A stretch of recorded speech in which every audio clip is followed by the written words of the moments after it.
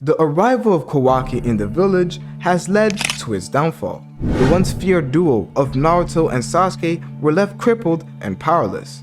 He even killed his own brother, and upon realizing that he was still alive, he felt guilty for not being able to accomplish his task. He sealed away the beloved parents of Boruto and Hima, leaving them to suffer in his wake. This has caused fans of the series to question Kawaki's motives, as they see his actions as driven by pure obsession. But this only scratches the surface. Kawaki's purest form of love is discrimination. It all started in chapter 66 of Boruto, arguably the best chapter Boruto has ever dropped. It is the chapter where Kawaki killed Boruto and people went crazy, viewing his actions as inhumane as it didn't follow the ideology that Naruto had established. In the Naruto series, whenever Naruto would go out of control due to the Nine Tails, his life was never really put into question by the friends and people around him. This was what we were used to. Naruto goes out of control, so his friends try and help him to come back. Boruto goes out of control, but Kawaki doesn't do that. He kills Boruto, shocking everyone because it went against the new ninja system that Naruto had brought forth. So is Kawaki wrong for what he did? This is a battle of morality, a battle between consequentialism and utilitarianism. Consequentialism holds that the morality of an action is determined by its consequence. If the result is good, then the decision is good, and if the result is bad, then the decision is bad. It can be summarized as the ends justify the means. On the other hand, utilitarianism takes into account everyone and tries to maximize everyone's pleasure, even if it may hurt one person but benefit 5 others. It can be summarized as doing things for the greater good. Kawaki represents consequentialism, while Boruto represents utilitarianism. So how does Kawaki represent consequentialism? Kawaki, throughout his childhood, was almost raised through this idea that the ends justify the means. Kawaki was raised by his father and doesn't seem to have a mother that was present in his life.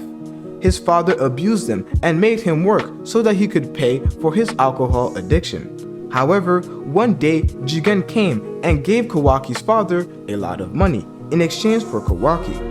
In Kawaki's father's eyes, getting money in exchange for his son was the right deal, and it was justified as the consequence brought him the most pleasure. He won't be responsible for Kawaki anymore, and he now has money that he needs to fuel his alcohol addiction. Kawaki might have wondered at the time, why was this alcohol addiction worth more than me? Why didn't he pick me over alcohol? This event traumatized Kawaki and formed his ideology of what is right and wrong. The ends justify the means. This is the same thing that his father had shown him. Now, how does Boruto represent utilitarianism? The way that Boruto was raised also had a lot of effects on his ideology. During Boruto's early life, he spent a lot of time with Naruto, playing and just spending good and quality time together. But one day it all changed. The day that Naruto became Hokage and he received less and less attention from his father. But it was for the greater good. If Naruto spent all his time with his family, he wouldn't be doing his job. By being Hokage and spending more time worrying about the village, Boruto felt abandoned as his father wasn't really a part of his life. But it was all for the greater good. Focusing on the village brings more good to more people than focusing on one family. This created the ideology that Boruto now has, doing everything for the greater good, even if you end up being the one who gets hurt, just like Naruto did with Boruto. These two ideologies get put into question when Momoshiki takes over Boruto's body and fights Kawaki in chapter 66. Are they going to follow their ideologies, or are they going to crumble and not stand up to the test? Boruto and Kawaki both respected their ideologies and followed them to the T. Kawaki's actions were justified by its consequence, while Boruto's actions brought forth the greater good. Kawaki killed Boruto by Boruto sacrificing himself for the greater good. But you may say, how? How do these two different ideologies come together like this? How is Kijimoto able to show and demonstrate some synergy between Kawaki and Boruto's ideologies? Let me introduce you to the Charlie problem. would you kill one person to save 5? In this case, would you kill Borushiki/Boruto to save Naruto, Shikamaru, and potentially the rest of the village? Kawaki and Boruto's ideologies both made them come to this decision, to kill Borushiki to save Naruto, Shikamaru, and the rest of the village. Kawaki would deem that to be justifiable, and therefore a moral action, and Boruto, sacrificing himself so that Naruto and Shikamaru and the rest of the village could survive, would be for the greater good. But people were mad at Kawaki for his decision, claiming that this was un-ninja-like, something that was supported and expressed by Shikamaru, as in his eyes, killing is wrong, therefore Kawaki's actions are immoral. This sort of idea is known as deontology, the belief that certain moral rules should never be broken. But we have to be honest and look back at what Naruto said in the 5 Kage Summit.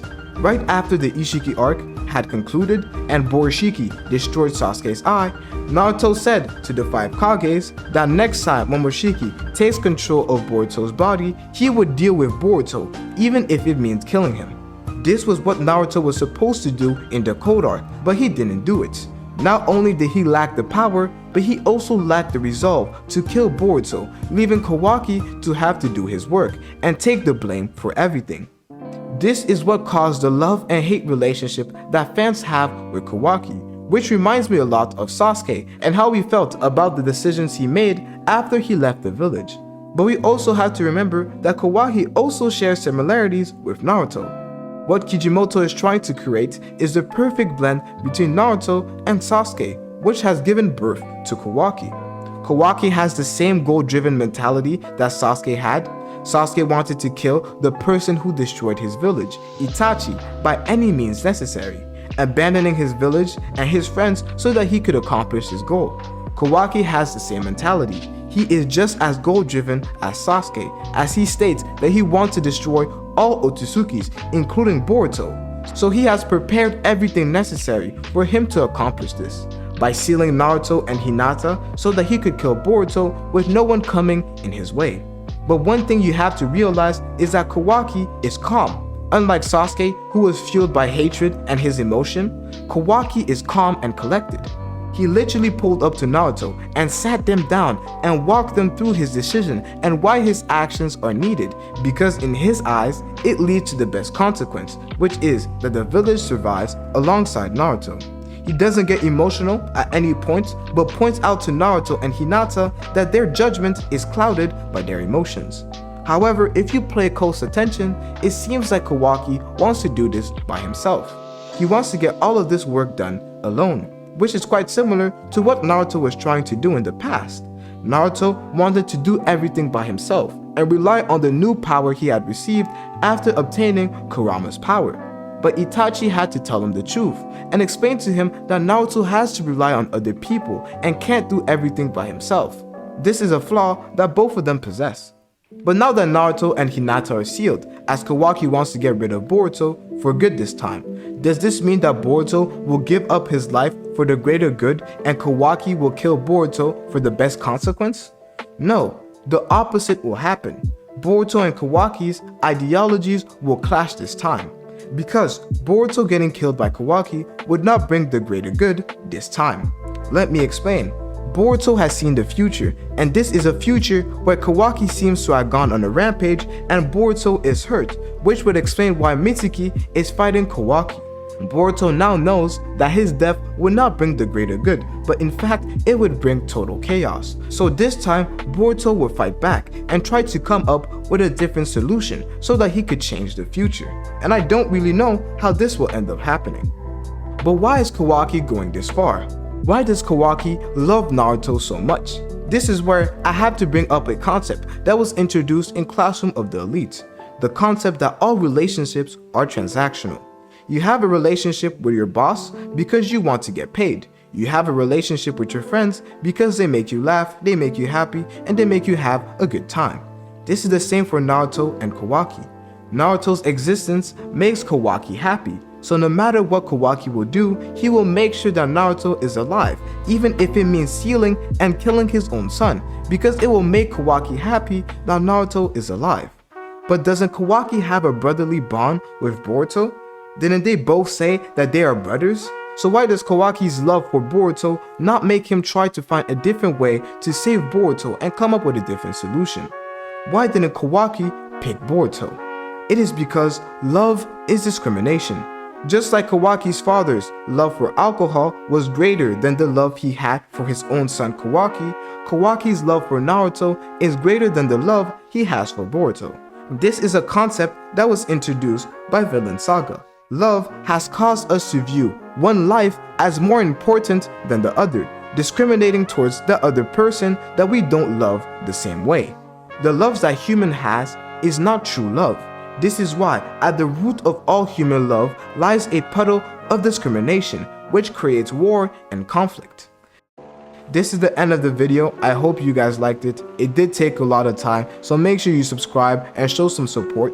If you guys want me to drop more analysis videos, let me know in the comment section below. But the one thing I want you guys to take away from this video is that morality truly doesn't exist and has multiple different interpretations, and it all depends on the lens that you see things. So in my eyes, Kawaki is neither wrong or right.